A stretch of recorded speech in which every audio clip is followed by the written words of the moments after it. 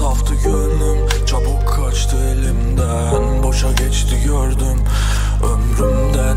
Çaldığın o günler kırıkları vardır elbet. Yaşamın bir parçasıydı her şey.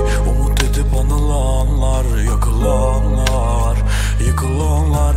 Faydası yok sözlerin, her nefeste başa sarar özlemin beni. Yoran bu kasveti tutamadım, erken çözüldü dizlerim. Her şey bitermiş zaman